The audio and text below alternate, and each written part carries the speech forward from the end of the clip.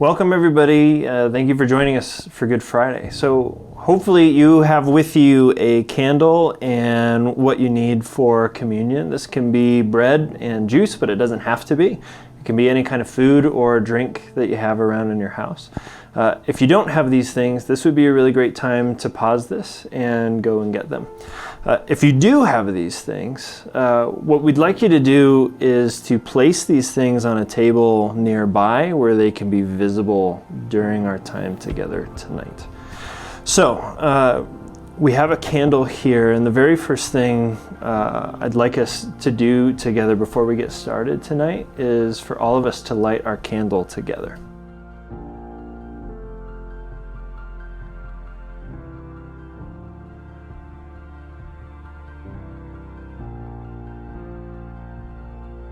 So tonight is Good Friday.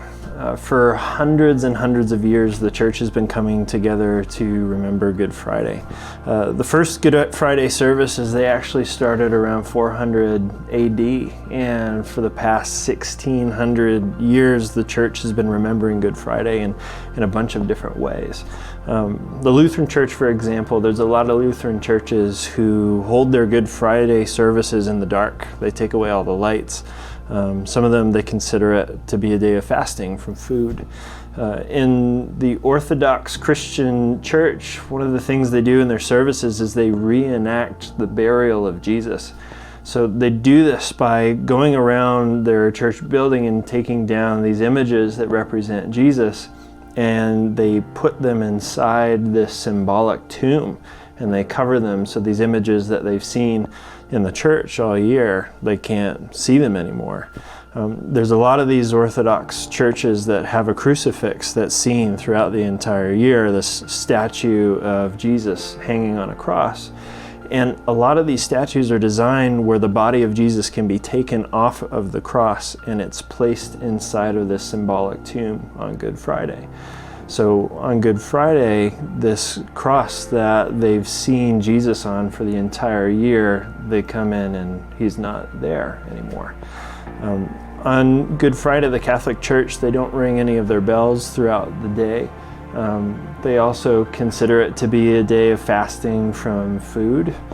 Good Friday is one of the only days in the year where the Catholic Church, the priests don't bless the bread and the cup like they do every other day of the year. And for their Good Friday services, before anyone comes into the church, they cover all of the sculptures and the images and the art that is normally displayed inside of the Catholic Church. So when people come in to a Good Friday service, these images, these beautiful things that they're used to seeing, they walk in and they don't see them anymore. So in essence, there's a lot of ways that the church remembers Good Friday, but it seems what every faith tradition of Christianity has in common is on Good Friday, they take away these things that they are used to doing and these things that they're used to seeing. How familiar is that today, right now?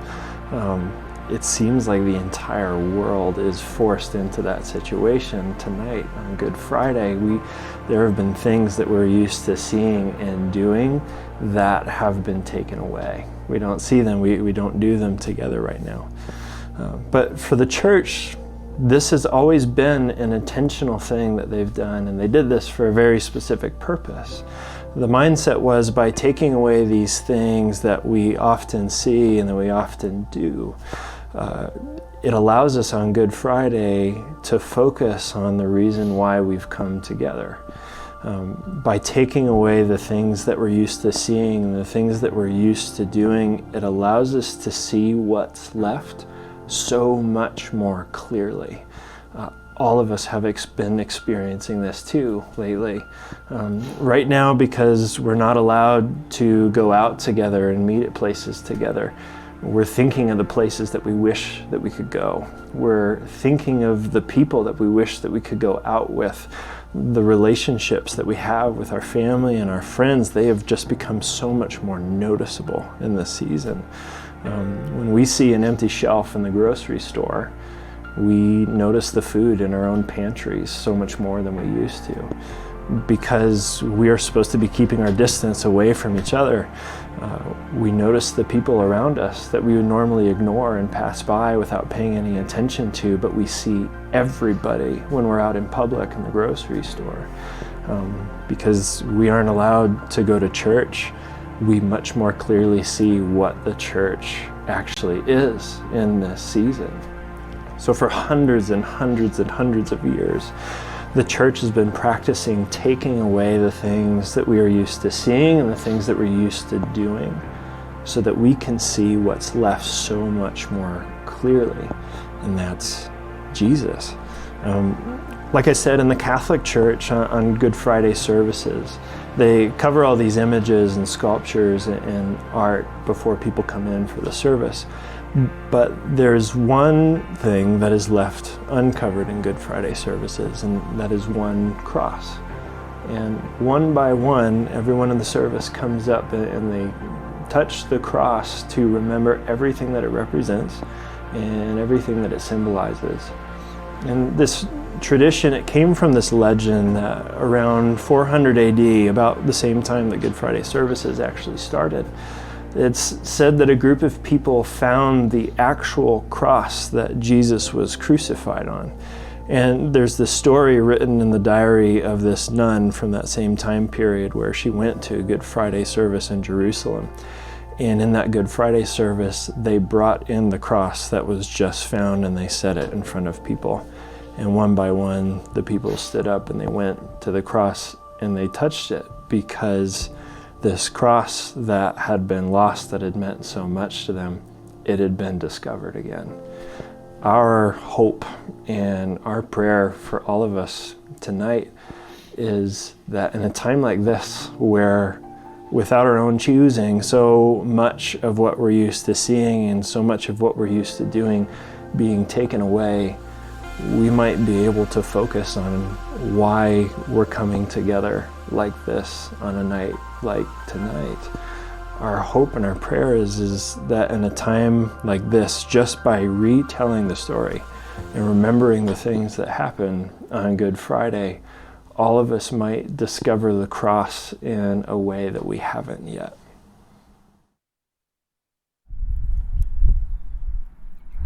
So on the topic of the passion of Jesus, that Good Friday and the whole experience of the crucifixion is called, the term passion actually comes from the suffering of Jesus. And to tell the story, I believe, brings up a bunch of questions, but a bunch of truth at the same time. And the story typically begins, some people begin the story by telling of the time that Jesus broke the bread and he held up the cup and said, "This is my body and this is my blood." And some people begin the story by telling it in the Garden of Gethsemane. So it just depends on the tradition that you come from. Our tradition honors both. But as far as the value of tonight, our story is going to begin in the garden. And the fact that Jesus goes to pray because he is distressed. First of all, I come to a place when I think about the story of Jesus being distressed to a point that he pulls away, he cries out to God, and he begins sweating blood, thinking about the things that are about to happen to him. The thing that my heart and my mind begins to take me to is this idea of like, what is God thinking? And the two aspects of God, like God as Son and God as Father. What is God thinking in the moment of the garden when Jesus is there on his hands and knees praying and saying, if this moment doesn't have to happen, please make it stop. Because as a father, if Zion came to me and be like, man, this thing I know is about to happen, if you can make it stop, I'm the type of father who I will stop it at all costs, because I never want to see my kid in pain. And the story begins in this garden. And I think it's brilliant that it begins in a garden, because the whole story of the Bible begins in a garden. And Jesus is under a tree. And our story in the Bible begins with a tree. And Jesus is kneeling here at this tree, praying to his Father, saying, does this really need to happen? And if it does, so be it. So Jesus is in the garden, and he's praying, and he's sweating blood, and he's in distress. And the disciples who followed him to the garden, they fall asleep. And I think that the disciples typically get a bad rap. I've heard so many times, people talking about how could the disciples fall asleep? How could they fall asleep? I would fall asleep. I fall asleep at 10 o'clock every night, like clockwork. I can't stay up late. And the fact that the disciples fell asleep as Jesus was praying, I actually think is a really beautiful picture, because if I had Jesus right by my side and he was praying, I would fall asleep too. There'd be like this feeling of comfort, and I'm sure they were exhausted. And the disciples are sleeping by Jesus' side. Jesus is praying. And the story goes that soldiers came in to arrest Jesus, and Jesus was betrayed by one of his own, and his name was Judas. That brings me to another question, another place of pain, which I think, thinking about the betrayal of Jesus, the very feeling of betrayal itself is painful. And Jesus being Jesus, he knows how things are going to go down. Even in fact, like he knew it during the time he broke the bread and he raised the cup. He knew Judas was going to be betraying him. But there in that moment, he actually did. And what did that feel like? Especially after he had this passionate moment of sweating blood and calling out to his Father. And in that moment, what was God thinking? God the Father and God the Son. The thing that people don't get, the thing that people don't get about this time in the crucifixion story is, why was he arrested?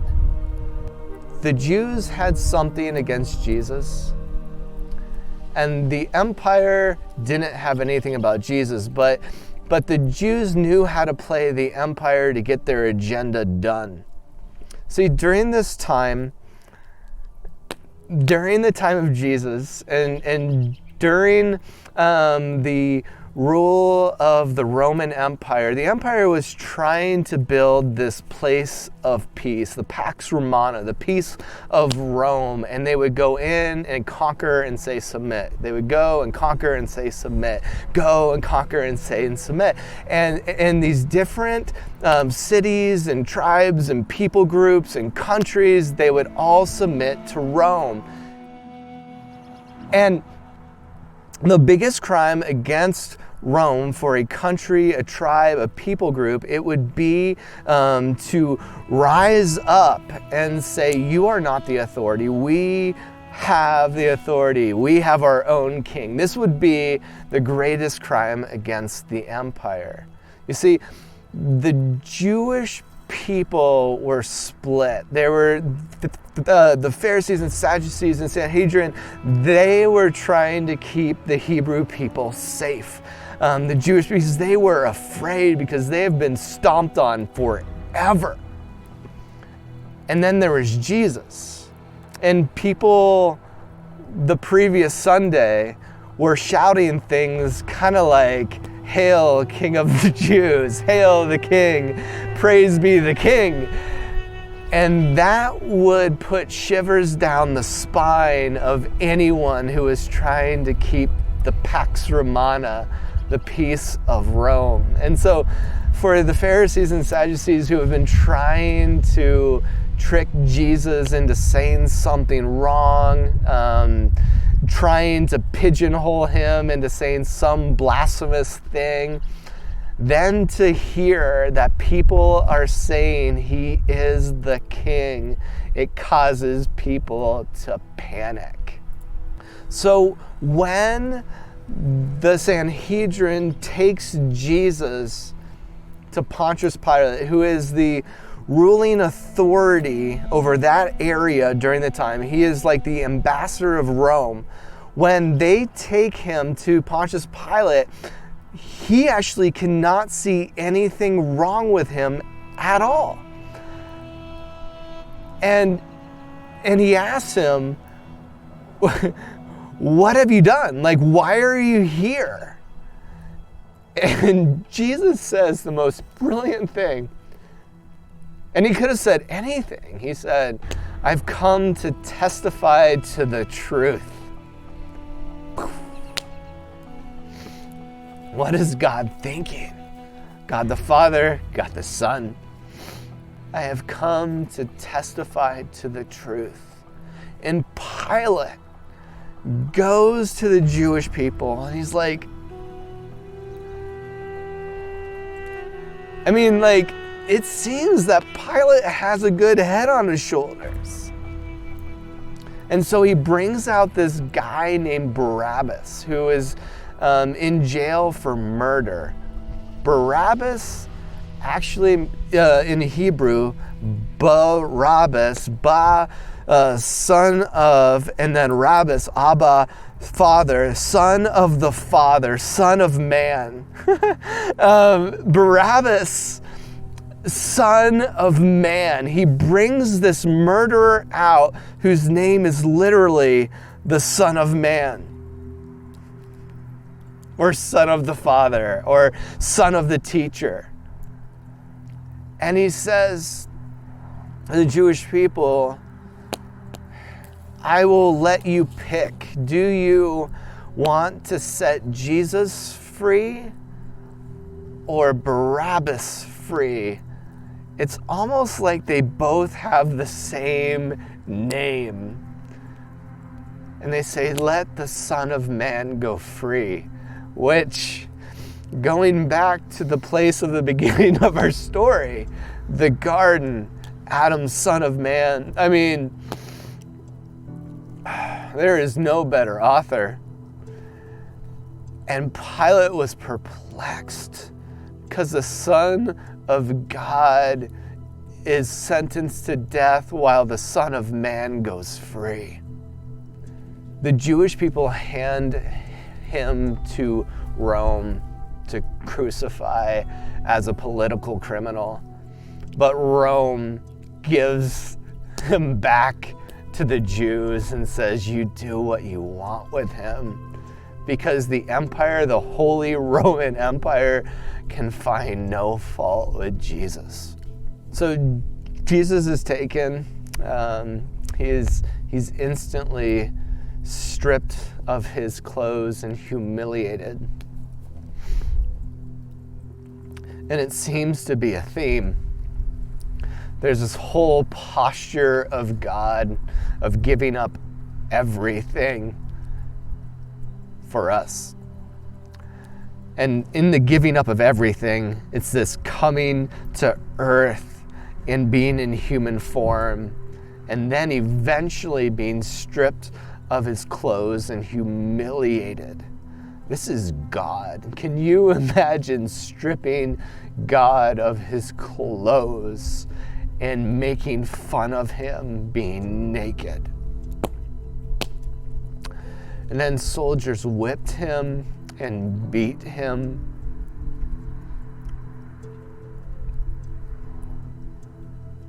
Jesus carried a cross, his own cross.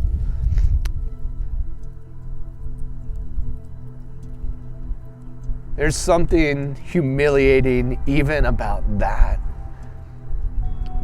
he knew that he is carrying the thing that is going to torture him and carry him, and he has to take it to the place that they will plant it in the ground and nail him to it. And so he carries his cross as a parade of people surround him. Some of the people, I imagine, are cheering and excited for the festivities. Some are mortified, some are terrified, some are confused. Many were there the Sunday before saying, "Hail to the King." They get to this place that the crucifixions are done. There are these specific places outside the city because there can't be human sacrifices or human torturing things inside the holy cities. And so Jesus, here's the thought. Jesus took his cross outside the holy city. They put spikes through his hands. Soldiers took a hammer and spikes. Traditionally, people called them nails, but these were 9-inch spikes that they pelted through his hands and through his feet as he was there laying down, sprawled out, chest exposed. In different exercise postures, when you put out your chest, they say, open up your heart. And I think like this posture of Jesus getting these 9-inch spikes thrust through his hands and him opening up his heart to the world as this beam gets hoisted up. And traditionally at crucifixions, it was a spectacle and people cheered. Like, can you imagine Jesus, the blood on his hands and his feet being hoisted up and people cheering? After all, he came to testify to the truth. There was a mockery. This whole thing was about humiliation and being poked fun of and teased, and there was a crown of thorns. These thorns were made from vines from a bush because, after all, he was being crucified for being a king of the Jews. It was politics. And so these soldiers, these Roman soldiers, they take the twine and the things from these branches that have big thorns. Some say they were like 3 inches big, and they thrust them on his head and said, "You're the King of the Jews." What was God thinking? God the Father and God the Son. His mom was there.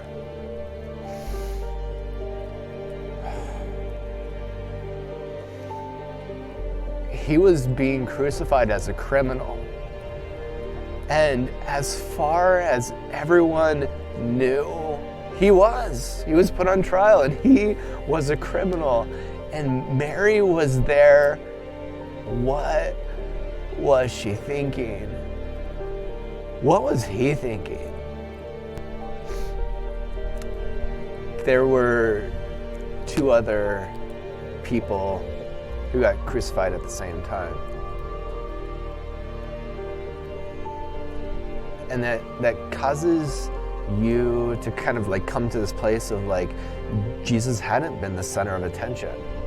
Like, there were others. It hadn't been this big show. There had been this criminal who, like, right off the bat, he gave up hope and he was poking fun of the whole thing. And I don't know if that would be, trying to find humor in a bad situation. But then there was a second who saw Jesus for who he was. And Jesus saw him for who he was. And Jesus spoke vocabulary of paradise, saying, surely you and I will be together in paradise. As the three of them were hanging on crosses. There's a couple things that happen during this time. Typically during a crucifixion, the whole idea of it is just not to kill someone. Killing people is easy. A cross is all about torture and pain and a slow death, and oftentimes it's about the birds coming and picking the bodies apart and people coming and seeing, here's the thing that happens if you betray Rome. It's like that's the point of a crucifixion. And so everyone can see you and know that is the penalty for betrayal or treason. And that's what Jesus was on the cross for, was for treason and betrayal. But Jesus didn't have a slow death. During a typical crucifixion process, they would break bones. And by breaking the bones in their femurs, they would collapse and they would suffocate and gag and choke on their own blood and not be able to breathe. But by the time the soldiers came around to break bones, he was already dead. And when Jesus died, people said the sky went black. The sky went black and the earth shook. The sky went black for 3 hours. Jesus seems to be this fan of 3 because he had been in the tomb for 3 days and there was 3 hours that the sun was blotted out. Which, there's a Sabbath theme here too. If you think about it, Sabbath was dictated by the sun and when the sun went down. No one ever talks about this. And the Jewish people, they begin their Sabbath by breaking bread and raising their cup when the sun goes down. When did the sun go down on that Friday? No one knew, because it was black. That meant no one broke bread and no one put up the cup because there was no sun going down. It was just black. And the curtain in the temple that the Jewish people would go into to say like God is behind this curtain. It was the thing that separated the presence of God between him and the common people. And the only people that could go be under the curtain, behind the curtain, and experience the presence of God, they were like a single person a year. The high priest would go into this space. And when Jesus died, there was a split that went up this curtain, as if to say, God is not hiding behind the curtain anymore.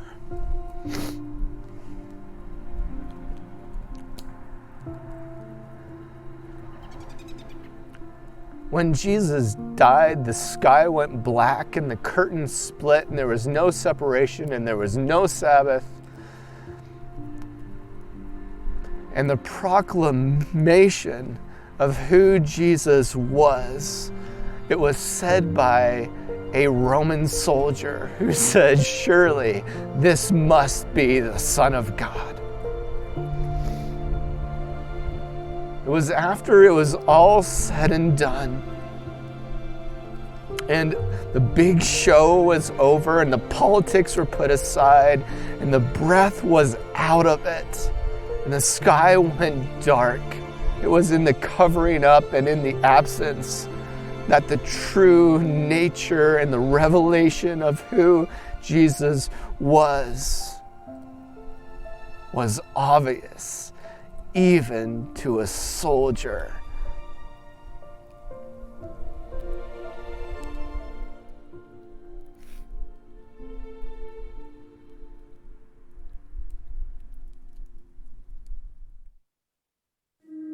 So this is where the story of Good Friday ends for now, in darkness. This candle that we lit in the beginning of our time together, this represents normal. It represents familiar. It represents all the things that we are used to doing and the things that we are used to seeing. Even in the short amount of time in your homes, maybe you've even forgotten that this candle was actually there, but here it is.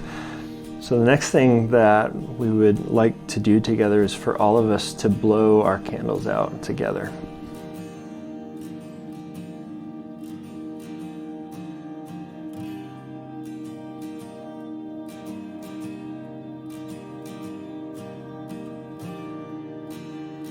So at the actual crucifixion, Jesus' friends who were witnessing this, when Jesus died, for them it was probably like a candle went out, and the only thing left was his body there on the cross.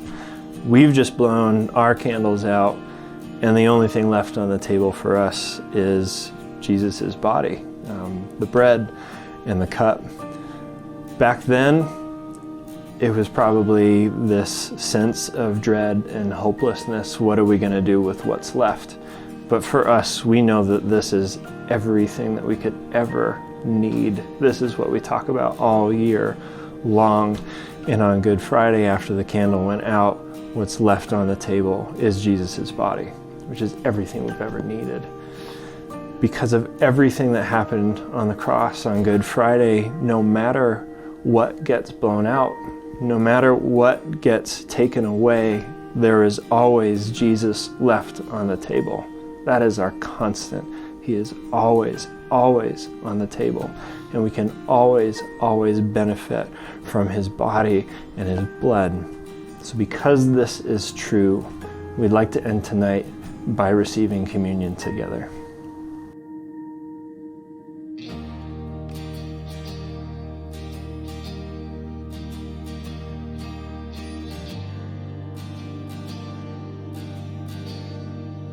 While they were eating, Jesus took bread, and when he had given thanks, he broke it and gave it to his disciples, saying, "Take it, this is my body."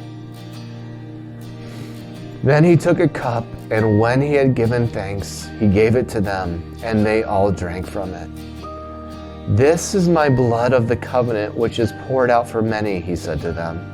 "Truly I tell you, I will not drink again from the fruit of the vine until that day when I drink it new in the kingdom of God."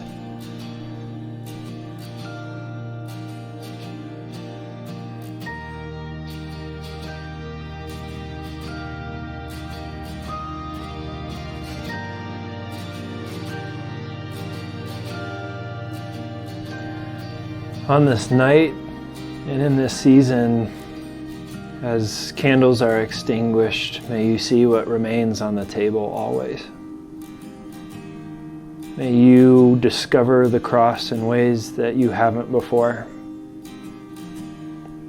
And may peace be with you, and may you be well. I pray this over us in the name of Jesus. Amen.